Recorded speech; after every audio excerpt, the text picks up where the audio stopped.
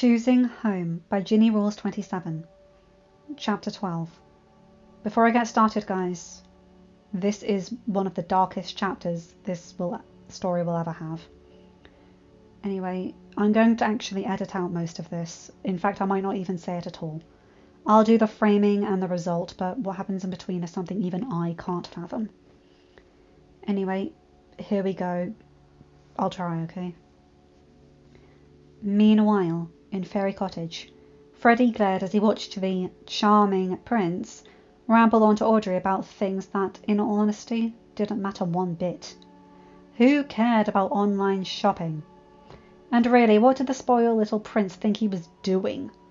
Didn't he know his station? He was talking to a queen, yet he was acting like he was talking to his latest fling. "Audrey, come on, I'm serious," Freddy heard the blonde say. "You love online shopping. What could be better than buying something you don't really need but think looks good?" Maybe claiming my birthright, Chad? Audrey shot back. I swear, it's almost like you want to be saying Queen Mal in a few years. Don't you remember what she did to me? Make it so you and I could go out by getting Ben out of his contract with you? Chad ventured. That was apparently the wrong thing to say, as Audrey let out a groan of impatience and threw a fruit bowl at him. Freddy couldn't help but smirk at the scene. For someone who prided themselves on being the perfect Auradon princess, Audrey acted more like a VK than she cared to admit. Maybe it's the witch factor. Then again, with how the mindless drones acted over the lake, I'm guessing she's not normally a witch. I can save her then, and Borodon will be ruled by someone not tainted by magic. Freddy was so deep in thought that he almost missed Chad shaking his head and making his way to the door. Almost being the key term. And where do you think you're going? Freddy asked, raising an eyebrow. Chad froze, clearly having not expected anyone to notice him. I was going to get pizza? You can't exactly plot evil deeds when you're hungry. I don't think so, Freddy said with a smirk as he went over to grab Chad's wrist. Okay, pizza and a salad for Audrey. Salad for me? No food for Chad at all. I'm good with that. Freddy shook his head and dragged Chad towards the nearby broom closet. Hey, honestly, if you're going to do such a pitiful job escaping after Her Highness has been so courteous by allowing you to roam freely, maybe we should rescind that offer. What do you... Audrey, no! Audrey, please! Chad exclaimed as his eyes landed on the closet. Audrey, come on! I swear, I'll be good. You can have my phone. I won't try. Whatever Chad was going to say got cut off by Freddy shoving him into the closet and slamming the door in the prince's face.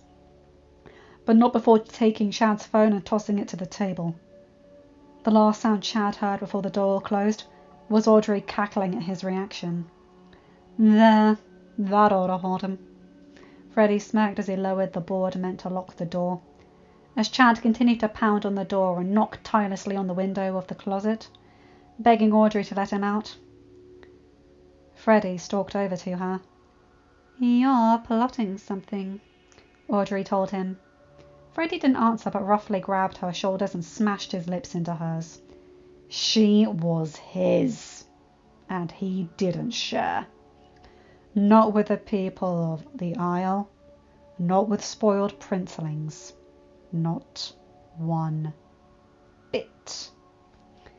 As they separated, Audrey looked over at him and raised an eyebrow. And I thought you didn't like witches. And I believe I said, Your Highness.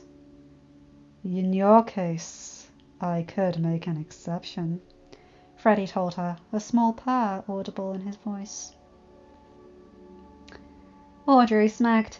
Keep kissing like that, and I'll let you have the first shot at Mal. Anyway, guys, what they do throughout this whole chapter is just... oh my god. Like, I can't.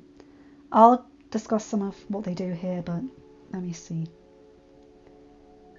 The only thing I wish is to destroy those witches who thought they ruled the Isle. You deserve the first shot at Mal, my queen. But give me Uma. Freddy growled. Anyway. Or Hook. Destroying either of Mal's lackeys and pleasing you are all I need. They're all yours. Do with them what you wish. Audrey promised. Thank you, my queen. Freddy purred again. Anyway, If this is what being evil is, I should have traded in years ago. Audrey gasped. Forgive me for saying so, but I'm glad you waited. Freddy purred. You're mine now, Freddy growled as he pulled her in for a rough kiss. Audrey returned the kiss, being just as rough as he was. As long as you know that you're mine, she growled back. A queen doesn't share. Freddy chuckled and rolled them over as both of them began to cry out in pleasure, not caring if Charming or anyone heard. Meanwhile, downstairs, Chad had worn himself out, trying to break out of the door, and was sitting by it, kneeling down with one hand on the handle. Audrey? He asked, hearing the cries of pleasure. It seemed that was enough to finally snap the fog from his mind. But all Chad cared about was the fact that he was still in the closet. The closet that seemed to be getting smaller with every minute, moving so that his back was against one of the walls. Chad brought his knees up and rested his elbows on them. His hands pressed firmly on his ears, as if to block out the pleasured cries of Audrey and Freddy. Mom! Chad whimpered, his phone and last chance of freedom resting on the table outside the closet. He could only hope Audrey would let him out soon. If their friendship had meant anything to her, he could only pray. Lavender's green, dilly dilly, lavender's blue. He sang softly under his breath as he rocked slightly, his mother's lullaby a comfort whenever an episode came about. But he couldn't remember the rest of the words. It had been so long since he had heard it. I want my mama, Chad thought as he continued to try to block out the noise above him and block out the slowly closing walls around him. End of chapter. Hi guys.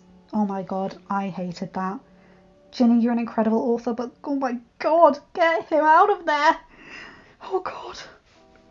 Like, I've never been able to read the majority of that chapter. It is that graphic. And the pure emotion about it, and the fact that it's so twisted and what they're planning. Oh my god.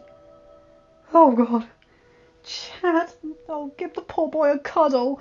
Get him out of there. Get him into therapy. Anything. Oh my god. Like, that is hitting home.